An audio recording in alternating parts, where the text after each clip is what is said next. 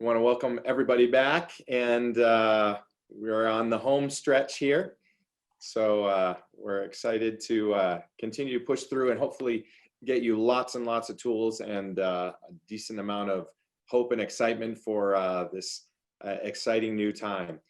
Before we continue on with the nuts and bolts of the process, Andrew, do you mind sharing some of these other free resources that are available to these educators? Yes, one of the great companies that we're partnering with is known as Practicing Musician. Their website is practicingmusician.com. Did you know that over 68% of music educators are spending more than 10 hours per week prepping and planning for class in the new normal of virtual and hybrid learning? 12.4% are spending more than 20 hours per week. I know that's the case for me. I haven't worked as hard in my entire life to teach. Right. If this sounds like you, Practicing Musician knows you want your time back. Time is valuable. They also know how to give it back. Educators who use Practicing Musician's completely free materials, let me repeat that, completely free materials, But spend wait, an average. how much does it cost? Let me think. I think it's free. Free materials. That might fit in COVID budgets. That's perfectly planned for COVID. They spend an average of 2 hours per week on prepping and planning for class. So join the founder and CEO, Jake Douglas, on October 17th. We're going to set up that webinar at the Sound House and send you information on that. And you can sign up. And he's going to talk about how you can get your time back and help with other educators get their time back as well. So hopefully you can join and see all the wonderful resources. He's got rubrics, he's got assessment, he has all kinds of great stuff and great videos as well. So we want to just make sure you put that on your calendar, 1:00 p.m. Eastern time on Saturday, October 17th. We'll send you more information. Great, thanks, Andrew. Now, we had a lot of people send us comments that they would love to see the collaboration feature and how that's used. So before we move into the giving feedback and some more tips on rehearsal that Gordon and I are going to share, Jaden, do you mind demonstrating for our our participants here today what that collaboration feature looks like in BandLab? Definitely. Hey everybody, my name is Jaden. I'm one of the producers at the Sound House. I've been running bands and I've been helping Gordon run some of his bands online for the past few months, and so I've had a lot of experience with this whole new way of rehearsing and running bands. And so let me show you the best way to, this is good for sectionals, particularly with this collaboration feature. So I have my assignment here. I'm going to open it up. We make each of the assignments with each section, each group. And so I've placed me and Emma in this section, and we're going to demonstrate how you can have each member of your section record at a time and then switch so that each person can record during a sectional. So when I come down here to the right-hand side, I'll click Collaborators, and I will start a live session. It just means that I'm working, I'm editing, I'm doing stuff, and Emma's going to join so that she can edit as well. So let's say this is a tune called Speak Low. Let's say like this is our trumpet section or whatnot. So I can create another track, title it, make all the different specifications. I can then record my track just like normal. Just for time's sake, I'll just say a few beans, right? And I can see it's been recorded. Now I want to have a member of my section do the same thing, record a section of the music. So what I'll do is I'll go over to this switch button, and then Emma's not here. Emma, are you on that session? Yeah, let me check. I might be in the wrong one. And so what I can then do is once she gets on, I will switch the editing privileges to her, because right now it says I'm editing. And then I can change the editing privileges to her, and then I will be viewing. I can just see what's happening and what's going on. And then when she records her parts, then she can switch it back to me. Maybe I'm the section leader and I can be in charge of editing, organizing, moving the parts around. But then once all of the parts are recorded and done, then we can save the session.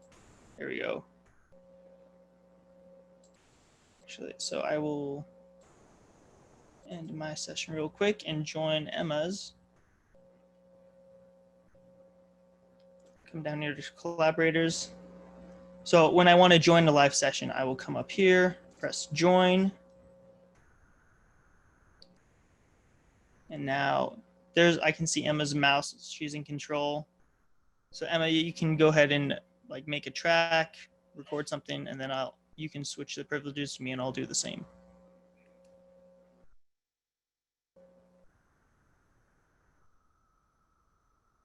And then once that's all done, you can save the assignment. So now I can see that she's created something and I can actually play and listen to it. I just can't change any of the features.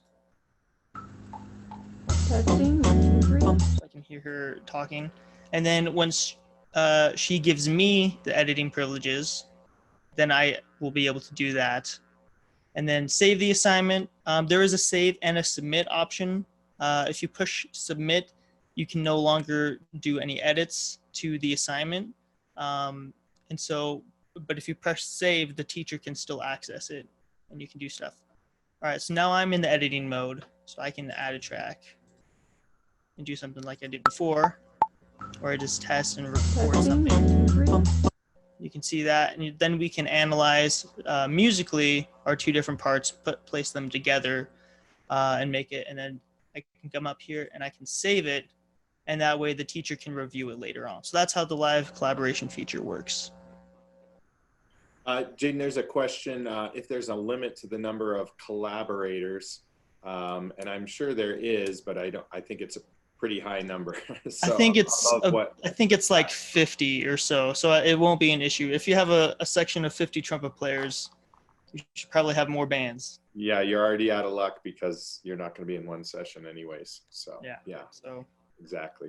Wonderful. Hey, Jaden, excuse me. Are there BandLab tutorials on the process of doing what you just did? I see a question about wanting to watch a video and get a step-by-step.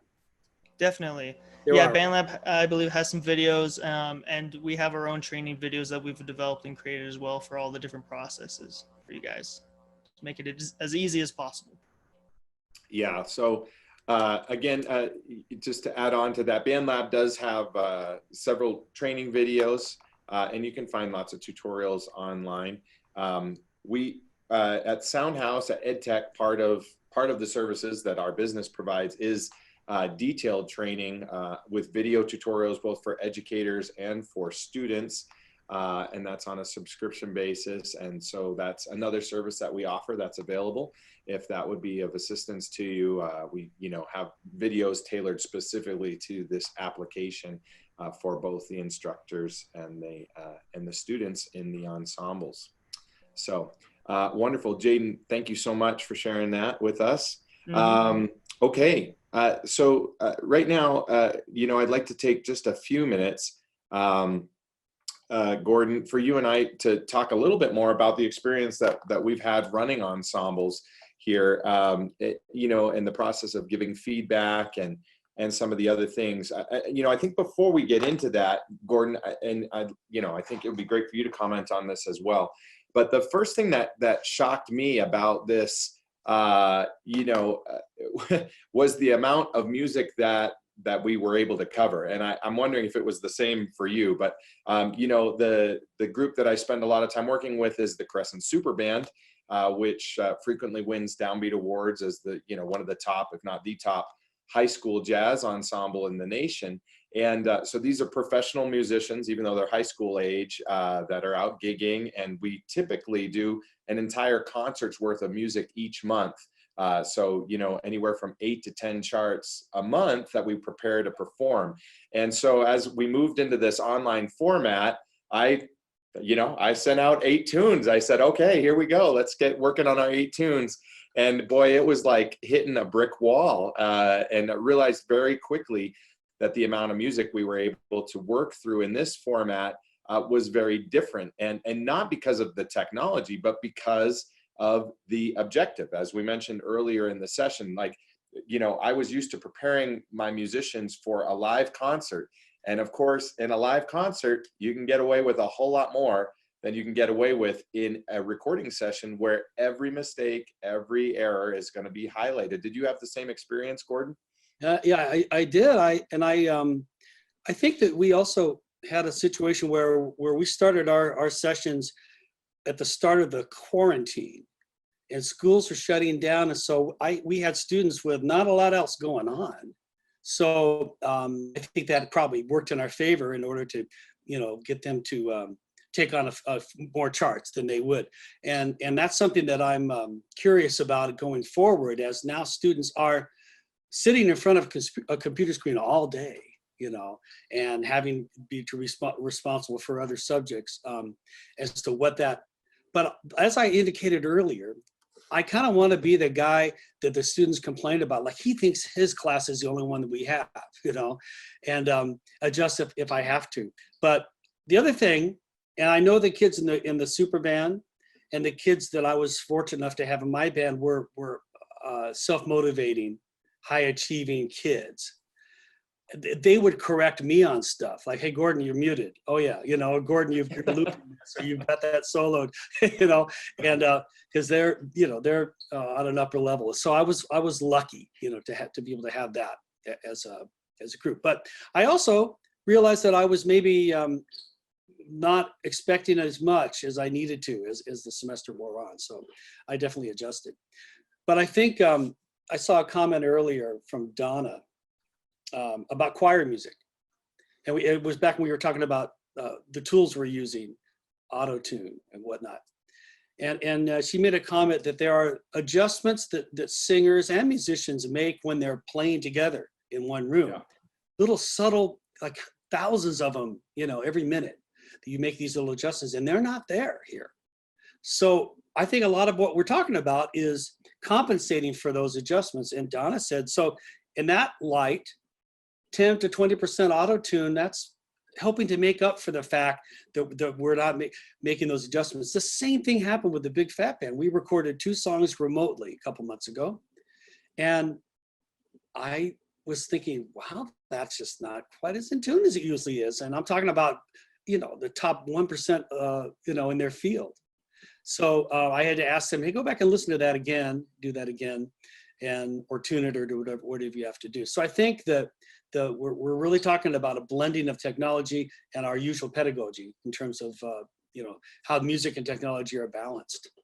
And you know, one thing I was thinking about, Gordon, as we were getting into this, you know, I was thinking about you know, because at first when we started doing this, you and I was trying to do as much, you know, I was just trying to do what I did in the classroom and do it online. And it became very obvious that this is a different thing. And more importantly, this has a different objective. This has a different outcome. And so we need to plan for the outcome. And what it reminded me of is, you know, I had friends in high school that were runners, and one of them was a sprinter and one of them was a long distance runner. And they ran very differently, trained very differently, had different bodies and everything else. And it's not just that running is running. Like, if you're running for a sprint versus a marathon, you train differently, you have different strengths, you know, all of that. And I think really that's what we're talking about here is it's not just moving the ensemble rehearsal online. It's that we are teaching different skills for a different outcome, and giving our musicians a chance to still develop and grow individually as musicians, but develop this whole toolbox of skills. I mean, would you agree? Yeah, and that leads to a question that we've been confronting for a while now, which is about the method of obtaining information. I remember when I was young, I was studying composition with Al Lawson, who some of you might know as a composer for The Simpsons for 20 years. You know, so, but he was a really good big band writer. We were studying. He was helping me with some line writing things, and I was working with modes. And he had a sheet with all these modes. I said, "Oh, can I make a Xerox of that?" He said, "No, copy it." take it, write it now. And so he made me write them out in longhand. And I said, well, can I just go to Kinko's? And he said, look, you will absorb the information in a more solid manner if you earn it. So as I consider now how we get information now, where all the information in the universe is kind of available a couple clicks away. And I've noticed in my own mind, if I don't know the range of the E flat alto clarinet, and I don't, I can find it and I can use it, and then I forget it.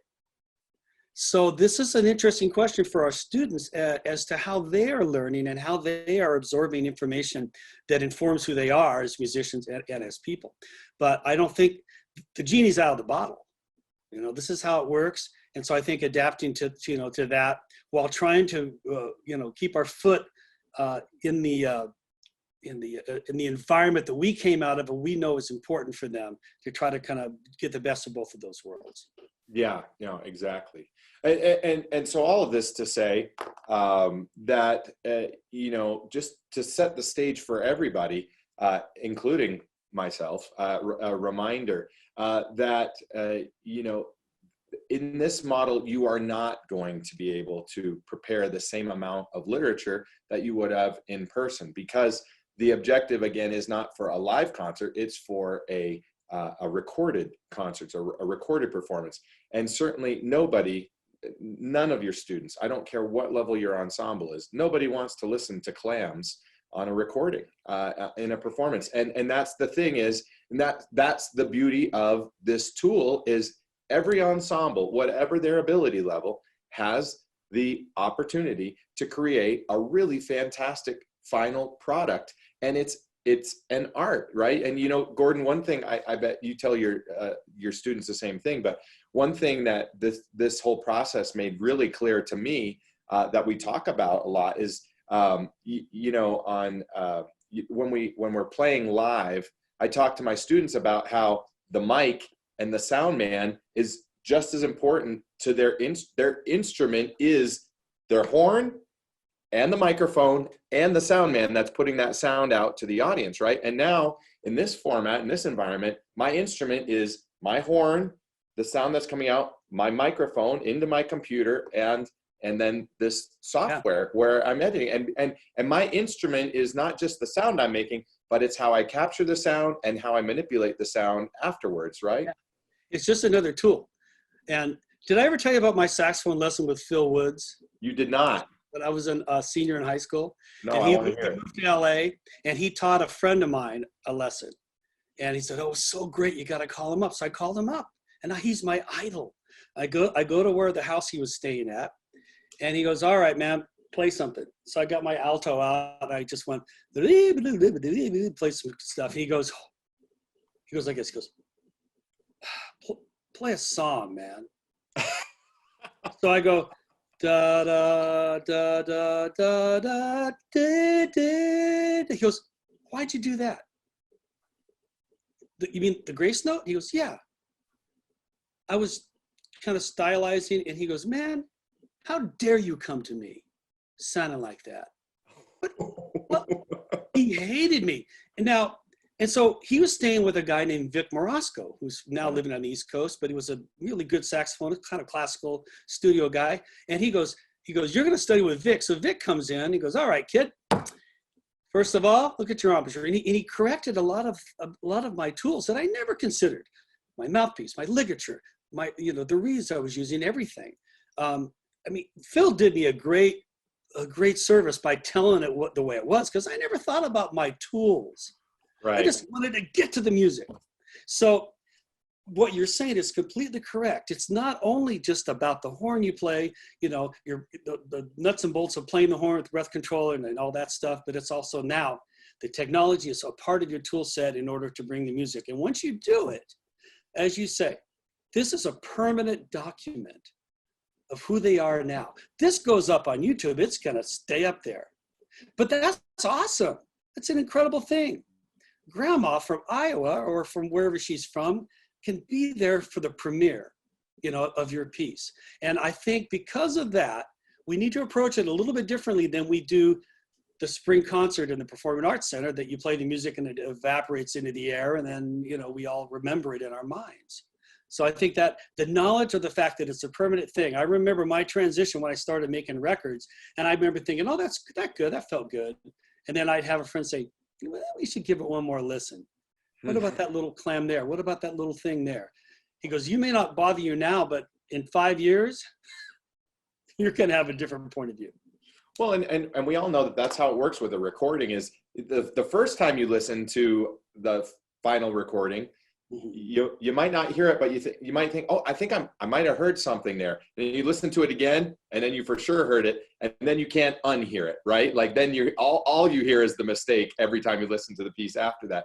And so, you know, that's what I love about this process is teaching these musicians, even the young musicians, our junior high students, how to listen for those things, and that they do have an opportunity to really get a fantastic final product. And what that means is, instead of crashing through, you know, if my concert band normally did 4 pieces in a semester, working in this format, I would probably think it was ambitious to tackle 2, and maybe 1 is a little bit more realistic.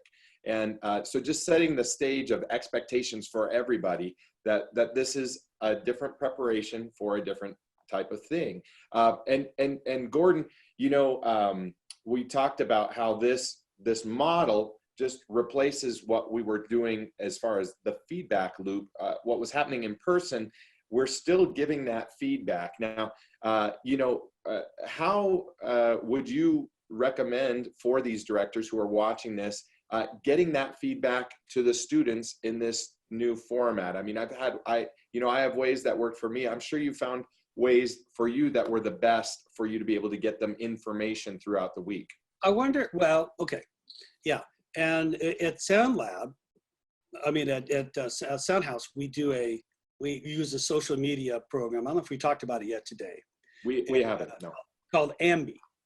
And this is basically a social network that we use as kind of a hub of communication, where we have our page for our band, and I can post notices to them. I can post feedback to certain things. We can put sheet music up there. I can put YouTube links. Listen to this because this is kind of what I want to do. I even use it as I give them like real life problems. Like, what would you do if you had a drummer in your band and he was really good, but you found out he did something illegal? And you needed to, do I report him? But you have a big concert coming up. You know, we're just kind of things that we don't. I've had to confront that very thing in my life once. You know, so and the kids love having these kind of hypothetical things. Or I'll say, listen to this recording of Stan Kenton, and listen to this recording of Count Basie, and tell me what you like better and why, and to get them to commit. So Ambi has been basically our virtual band room. Where we go there, and I said, you guys check it every day.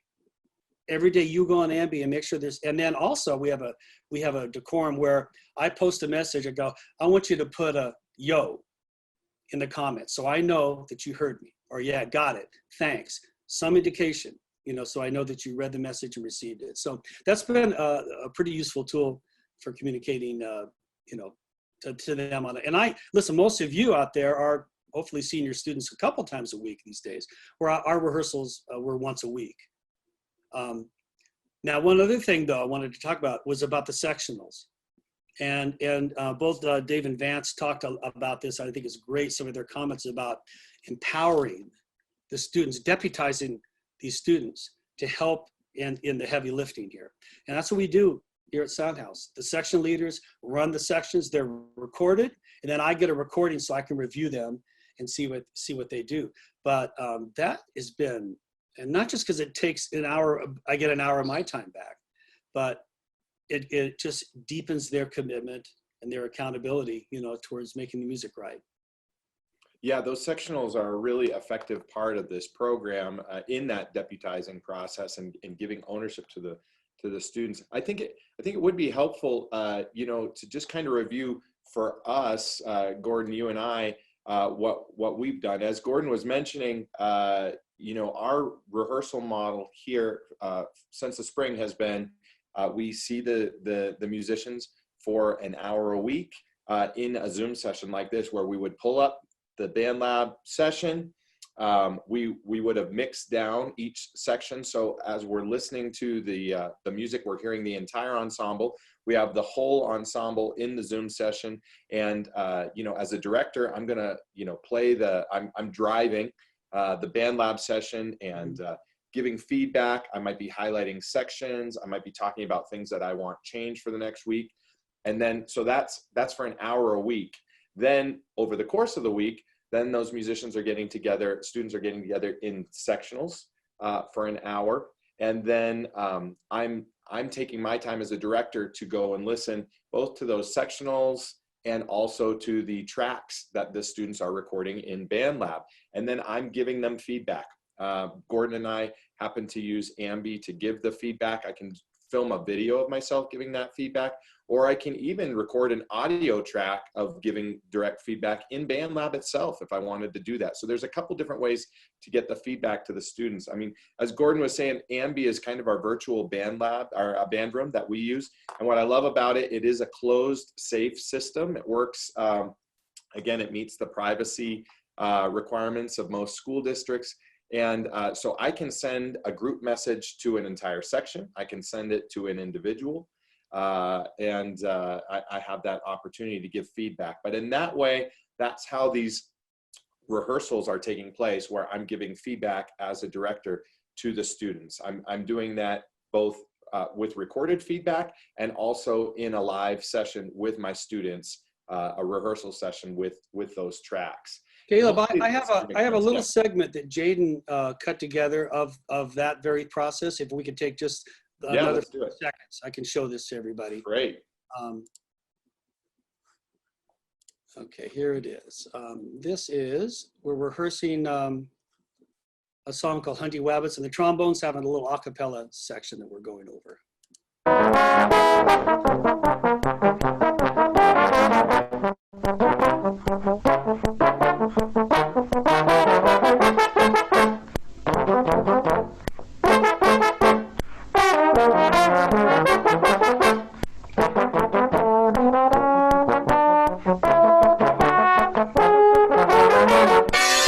So Sebastian, man, that's really killing it. Yeah, the bass bone. Let's give it up for Sebastian on the bass bone. That's great if you can play both those horns so well. That's going to come in handy for you. I'm wondering if we were distorting there a couple times, if you guys heard that.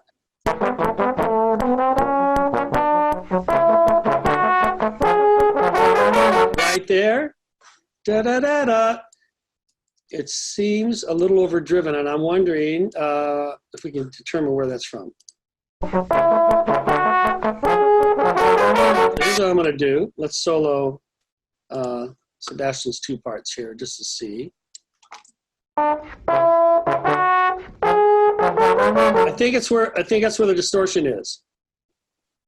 Obviously, it's high up the C sharp and everything, but you can see how your waveforms are nice and healthy. Let's just check the Noah real quick.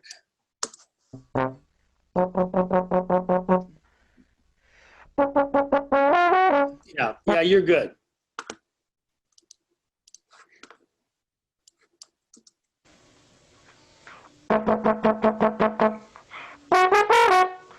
Yeah, well, Ben, Ben's loud, but not distorted. That'll be a balance thing, though, for when we mix it. And those kind of adjustments are fairly common, especially for this kind of recording. Noah's parts, especially, he has a lot of the little eighth note ostinatos, and they're a little soft, like you can see them right here. So let me these guys. So that's pretty soft compared to the other bones. So we're gonna dig that. I think we can dig it out, and make it. But for the most part, trombones, great job on this. So you can see that as the comments we're making are kind of a combination of musical comments, performance ones, but also technical ones in terms of how they got the parts on tape. That's the world we are in now. Fantastic. we're going to keep moving on because there's several other areas we want to hit, but I would encourage all of you participants to keep submitting your questions in the Q&A or the chat, and Gordon and we'll keep answering those. I'll try to get to the ones I can. Jaden, are you available that we could talk a little bit about capturing recordings and how to get that going? Yeah. So you're talking about audio recordings, right? Yes. Yeah, I'm talking about, well, they once they've captured the audio recordings, actually, I'd like to talk about, let's see, I don't want to talk about videos. Yeah, let's talk about audio right now, and then we're going to move to talking about video. Okay. Great. Yeah. So with the audio tracks, there's several different ways that you can record. With BandLab for Education, you're going to have to use the computer. The regular side of BandLab has an app, which works great for the iPhone and all mobile devices. But BandLab for Education, they're still developing that side, an app.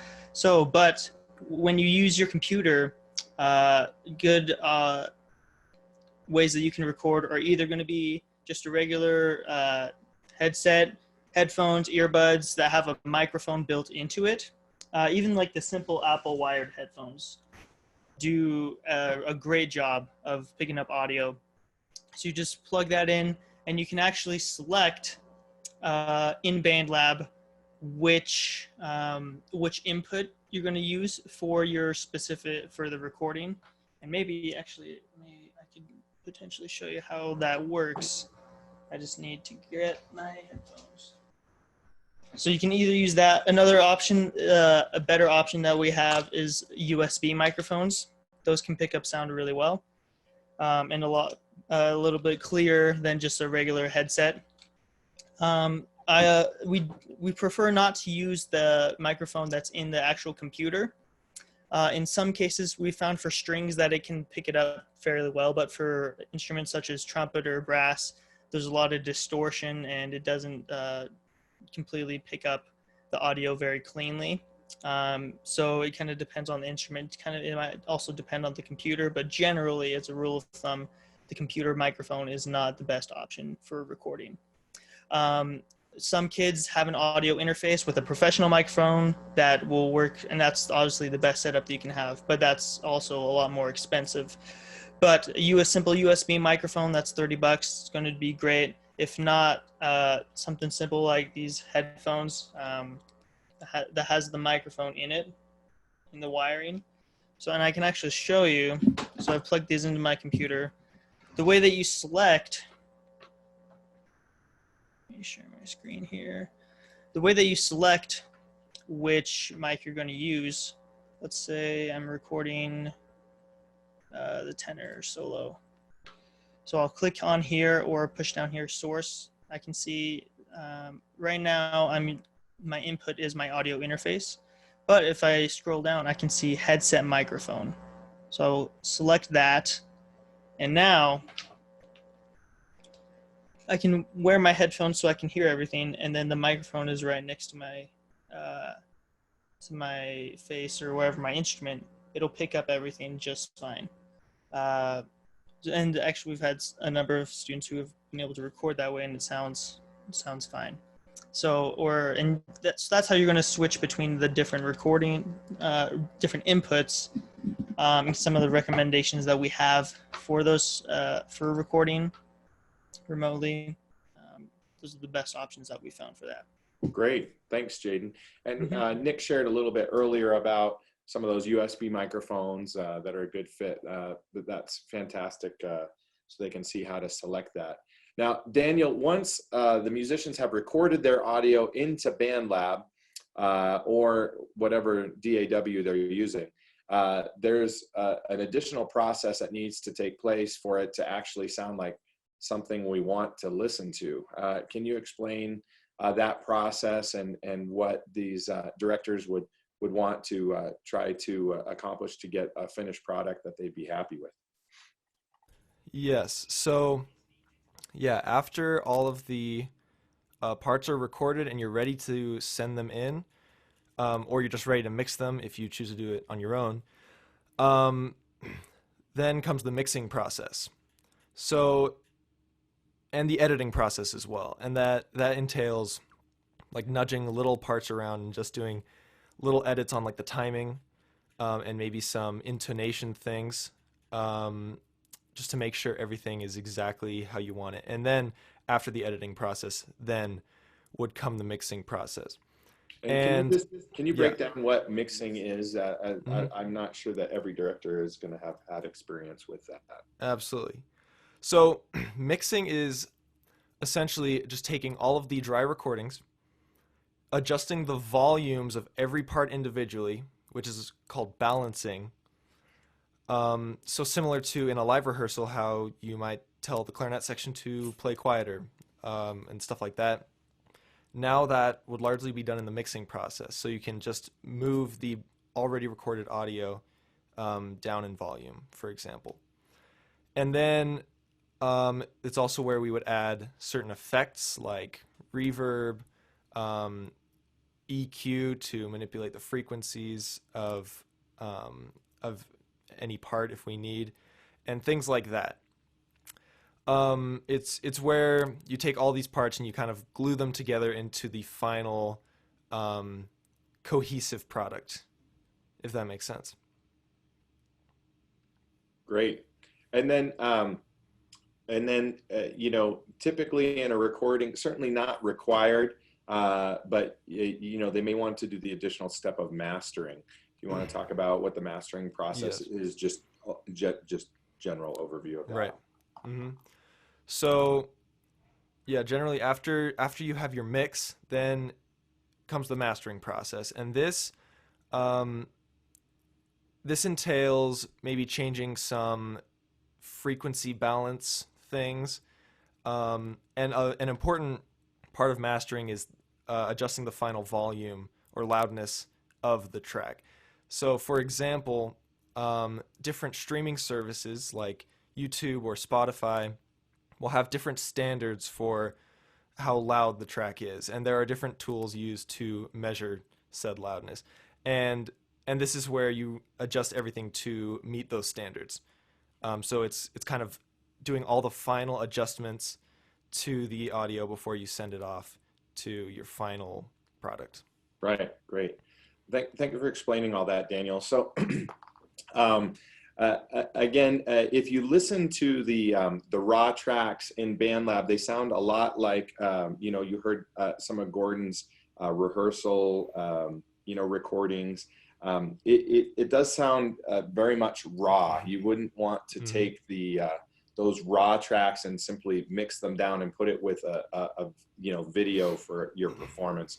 You're Right. going to want to get that engineered. So this is one of those things, again, a service that EdTech provides, simply because it is difficult if you're not a trained audio engineer to be able to mix and master your own tracks, and it does get expensive if you were to send that off. So, you know, if in the process of this year, you find that it would be helpful to have somebody assist you with the process of mixing and mastering and helping you with editing the video. Again, that's a service that Soundhouse EdTech provides, and would save you, you know, lots and lots and lots of time, hopefully, and hassle, and get it done in a good way.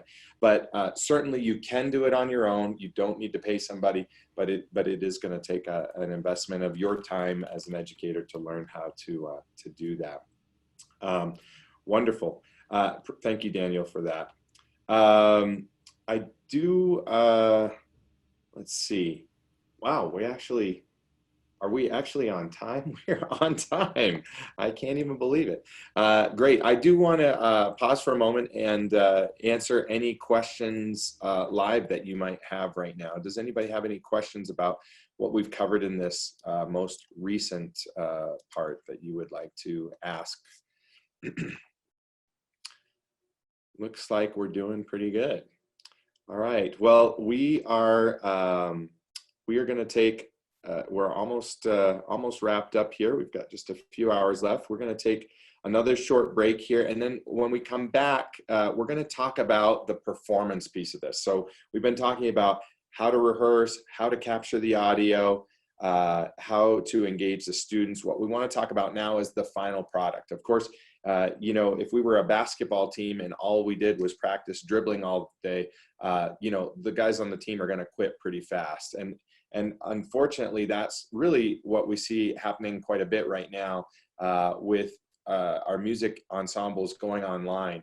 A lot of educators are resorting, understandably, to things like worksheets or smart music, where it's an individual evaluation, and losing the ensemble and the performance piece of it. So we want to talk about that all important performance piece and kind of show you what that would look like and how to put that together. So we're going to do that when we come back from break. And we're actually going to go ahead and take a 10-minute break right now. So we'll be back at 10 minutes to the hour. And then we're getting close to the end of this. So thanks everybody for sticking with us so far. So we'll take a 10-minute break and be back at 10 to the hour. Thank you so much.